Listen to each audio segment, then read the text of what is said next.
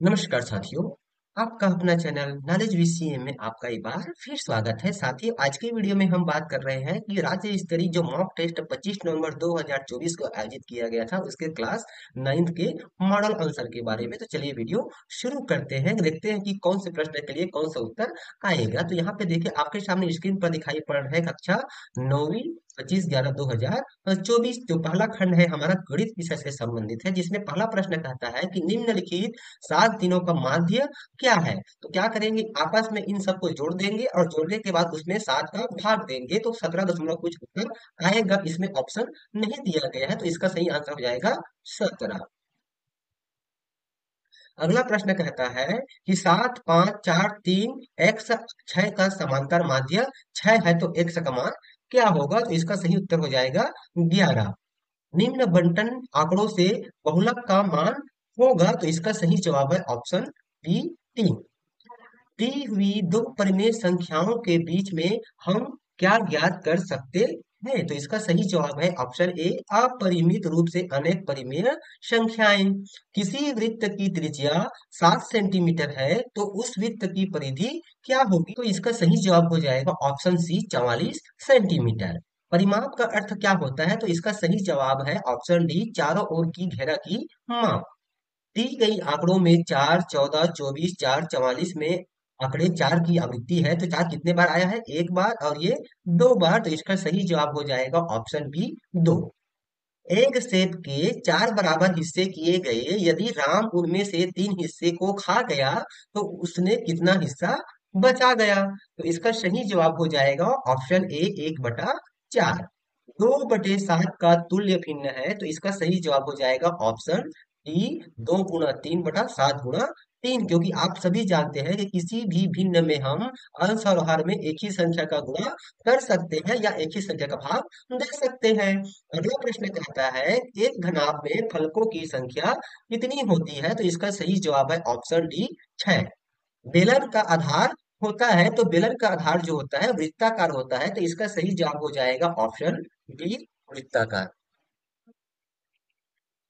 अगला प्रश्न कहता है, एक फलफूल को फेंकने पर दो के एक गुणज को प्राप्त करने की प्रायिकता क्या होगी। तो इसका सही जवाब हो जाएगा ऑप्शन ए, 1/2। वर्ग अंतराल 250 से 275 में 250 क्या कहलाता है। तो ये निम्न सीमा होती है और ये उच्च सीमा होती है, तो इसका सही जवाब हो जाएगा ऑप्शन ए, निम्न वर्ग सीमा। अगला प्रश्न कहता है कि किसी वृत्त की केंद्रीय कोण का मान होता है। तो इसका सही जवाब है ऑप्शन डी, 360 अंश। अगला प्रश्न है, एक वर्ग के भुजा की लंबाई 100 सेंटीमीटर, तो इसका परिमाप क्या होगा। तो इसका सही जवाब हो जाएगा ऑप्शन सी, 6+6+6+6 इकाई। अगला खंड हमारा विज्ञान विषय से संबंधित है, जिसमें पहला प्रश्न कहता है कि निम्नलिखित में से किस कार्य से मिट्टी को पोषक तत्व प्राप्त होते हैं। तो इसका सही जवाब हो जाएगा ऑप्शन सी, फसल चक्रण। अगला प्रश्न है, जब एक कॉपर की नली को लंबे समय के लिए वायु में छोड़ दिया जाता है, तो उस पर हरे रंग की परत जम जाती है। यह हरा रंग मिश्रण है, तो इसका सही जवाब हो जाएगा ऑप्शन ए, कॉपर हाइड्रोक्साइड व कॉपर नाइट्राइट। अगला प्रश्न है कि रसोई घर के सिलेंडरों में निम्न में से कौन सी गैस पाई जाती है। तो इसका सही जवाब है ऑप्शन सी, ब्यूटेन, एथेन और प्रोपेन। अगला प्रश्न है कि भारत सहित विश्व के अधिकांश देशों में एक संक्रामक रोग कोरोना फैला है, तो इस रोग में श्वसन अंगों में संक्रमण होता है, तो यह रोग किस सूक्ष्म जीव के कारण फैला है। तो इसका सही जवाब है ऑप्शन डी, वायरस। अगला प्रश्न है कि मुर्गियों द्वारा अंडों को सेने की प्रक्रिया का मुख्य कारण क्या है। तो इसका सही जवाब है ऑप्शन डी, कोशिकाओं में वृद्धि के लिए अधिक ताप की आवश्यकता की पूर्ति करना। अगला प्रश्न कहता है कि समतल दर्पण किसी वस्तु का कितना प्रतिबिंब बनाता है। तो इसका सही जवाब है ऑप्शन ए, 1। अगला प्रश्न है कि पीने योग्य जल को कीटाणु रहित करने के लिए निम्न में से किसका उपयोग किया जाता है। तो इसका सही जवाब है ऑप्शन सी, क्लोरीन। अगला प्रश्न है कि घरों में आपके द्वारा जल संरक्षण हेतु किया जाने वाला सामान्य प्रयास क्या है। तो इसका सही जवाब हो जाएगा ऑप्शन ए, आवश्यकता अनुसार पानी का उपयोग करना। अगला प्रश्न है कि चींटी के काटने से होने वाली जलन पर किसका लेप लगाने से जलन शांत होता है। तो इसका सही जवाब है ऑप्शन डी, खाने का सोडा। एक घन सेंटीमीटर लोहा, एक घन सेंटीमीटर एल्यूमिनियम वह लकड़ी से ज्यादा भारी होता है, इसका क्या कारण है? तो इसका सही जवाब हो जाएगा ऑप्शन सी, लोहा में पदार्थ की मात्रा एल्यूमिनियम व लकड़ी से ज्यादा है। अगला प्रश्न कहता है कि बूझो पंखा के गति को कम करने के लिए रेगुलेटर को घुमाता है। रेगुलेटर को घुमाने से पंखा की गति कम या ज्यादा होती है, तो किस कारण से रेगुलेटर द्वारा पंखा की गति बढ़ती है और घटती है? तो इसका सही जवाब है ऑप्शन ए, गतिरोध। मेरी बहन रेखा के नाखून हल्के रंग के दिखते हैं, उसकी हथेलियां भी गुलाबी नहीं दिखती, उसे कमजोरी महसूस होती है, यह किसका लक्षण है? तो इसका सही जवाब है ऑप्शन डी, अर्धकता के। राहुल सड़क पर चलते चलते केले के छिलके पर पैर पड़ने से फिसल जाता है, तो फिसलने का क्या कारण है? तो इसका सही जवाब हो जाएगा ऑप्शन बी, घर्षण बल शून्य होता है। माला, सुनीता व मीरा एक ही आकार के लकड़ी के गुटके को ज्वाला के क्रमशः बाहरी, मध्य व भीतरी भाग में रख कर जलाने का प्रयास करते हैं, तो किसकी लकड़ी सबसे पहले जलना आरंभ होगी? तो इसका सही जवाब है ए, माला का। अगला प्रश्न कहता है हवा, पानी, कांच आदि के पारदर्शी माध्यम से हमें आर पार दिखाई क्यों देते हैं? तो इसका सही जवाब है ऑप्शन बी, प्रकाश किरणें इनमें से आसानी से पार हो जाती है। अगला खंड हमारा सामाजिक विज्ञान से है, जिसमें पहला प्रश्न कहता है कि निःशुल्क और अनिवार्य शिक्षा किस आयु वर्ग के लिए है? तो इसका सही जवाब है डी, 6 से 14 वर्ष। अगला प्रश्न कहता है कि कुटीर उद्योग से संबंधित उत्पाद है, तो इसका सही जवाब हो जाएगा ऑप्शन बी, मिट्टी का सामान। अगला प्रश्न कहता है कि रेशेदार फसल है, तो इसका सही जवाब है ऑप्शन डी, कपास और जूट। अगला प्रश्न कहता है कि वोट देने का अधिकार है, तो इसका सही जवाब है ऑप्शन ए, 18 वर्ष से अधिक आयु वाले नागरिक को। अगला प्रश्न कहता है कि शोभा बिलासपुर की रहने वाली है, वह रोज काम करने रायपुर जाती है, तो वह चुनाव में मतदान कहाँ करेगी? तो इसका सही जवाब हो जाएगा ऑप्शन सी, बिलासपुर में। पंडित व सरस्वती की उपाधि किसे प्राप्त है? तो इसका सही जवाब है ऑप्शन ए, रमाबाई को। अगला प्रश्न है कि चुनाव प्रक्रिया का सही क्रम क्या होगा? तो इसका सही क्रम है ऑप्शन ए, नामांकन, फिर चुनाव प्रचार, फिर मतदान और अंत में चुनाव परिणाम। अगला प्रश्न कहता है आओ मिलकर अलख जगाए, बेटा बेटी को शिक्षित बनाए, तो यह शिक्षा से संबंधित नारा किस पर आधारित है? तो इसका सही जवाब हो जाएगा ऑप्शन सी, बालक और बालिका दोनों से। अगला प्रश्न कहता है किसी देश में शरणार्थियों के आकर बसने की प्रकृति को क्या कहेंगे? तो इसका सही जवाब हो जाएगा ऑप्शन सी, ए। अगला प्रश्न कहता है कि युवा जनसंख्या वाला देश है, तो इसका सही जवाब हो जाएगा ऑप्शन डी, भारत।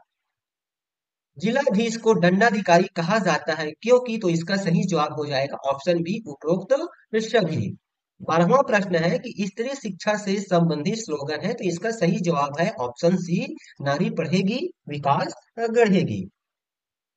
अगला प्रश्न कहता है यदि कोई व्यक्ति किसी दल में नहीं है पर चुनाव लड़ना चाहता है, तो इसे उम्मीदवार को क्या कहते हैं? तो इसका सही जवाब है ऑप्शन ए, निर्दलीय। अगला प्रश्न कहता है कि किसी देश में उत्प्रवास की प्रकृति अधिक होने से उस देश की जनसंख्या पर प्रभाव पड़ेगा।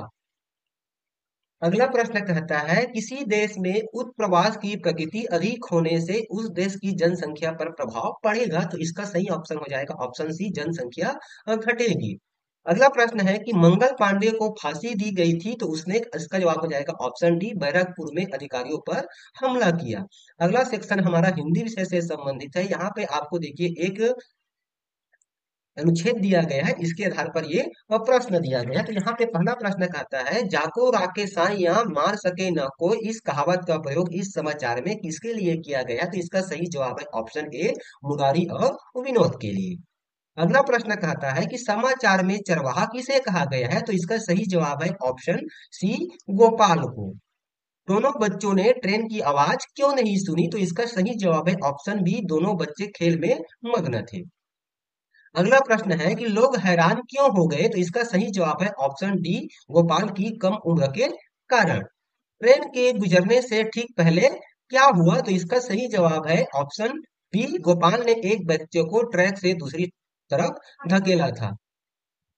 यहाँ पे देखिए आपको एक पोस्टर दिया गया है, इस पोस्टर के आधार पर ही हमें उत्तर का चयन करना है। छठवां प्रश्न कहता है कि अंतरराष्ट्रीय साक्षरता दिवस मनाया जाता है। तो यहाँ पर देखिए अंतरराष्ट्रीय साक्षरता दिवस कब मनाया जाता है? 8 सितंबर। तो इसका सही जवाब हो जाएगा ऑप्शन ए, 8 सितंबर। साक्षरता से क्या मिटेगी? तो साक्षरता से अज्ञान का अंधेरा मिटेगा। तो इसका सही जवाब है ऑप्शन सी। साक्षरता में प्रयुक्त प्रत्यय कौन सा है? तो इसका सही जवाब है ऑप्शन डी, ता। शिक्षा की ओर पहला कदम। तो यहाँ पे देखिए शिक्षा की ओर पहला कदम क्या है? साक्षरता है। तो इसका सही जवाब है ऑप्शन ए, साक्षरता। प्रकाश का अर्थ है, तो सही जवाब है इसका ऑप्शन बी, उजाला। अगला प्रश्न है इस कैलेंडर से रिलेटेड है, जिसमें कहा जा रहा है कि 15 अगस्त को मनाया जाता है। तो 15 अगस्त को क्या मनाया जाता है? स्वतंत्रता दिवस। तो इसका सही जवाब हो जाएगा ऑप्शन डी, स्वतंत्रता दिवस। विश्व आदिवासी दिवस मनाया जाता है, किस तारीख को मनाया जाता है? 9 अगस्त को। तो सही जवाब हो जाएगा ऑप्शन बी, 9। अगला प्रश्न कहता है नाग पंचमी होता है। तो इस प्रश्न का सही जवाब हो जाएगा ऑप्शन बी, श्रावण महीने में। अगला प्रश्न कहता है सुभाष चंद्र बोस की पुण्य जयंती मनाई जाती है। तो यहाँ पर देखिए किस तारीख को मनाई जाती है? 18 अगस्त को। तो इसका सही जवाब हो जाएगा ऑप्शन सी, 18 अगस्त को। अगस्त 2023 में सर्वाधिक बार कौन आया है? तो मंगल, बुध और गुरुवार। तो इसका सही जवाब हो जाएगा मंगलवार और बुधवार, ऑप्शन ए। तो इस प्रकार से साथियों यहाँ पर आपके 25 नवंबर 2024 को राज्य स्तरीय परख का जो मॉक टेस्ट आयोजित किया गया था, ये है उसका मॉडल आंसर। तो इसी प्रकार के वीडियो पाने के लिए आप हमारे चैनल से जुड़े रहे। तो फिर मिलते हैं एक नए वीडियो के साथ, तब तक के लिए साथियों नमस्कार, जय जवान।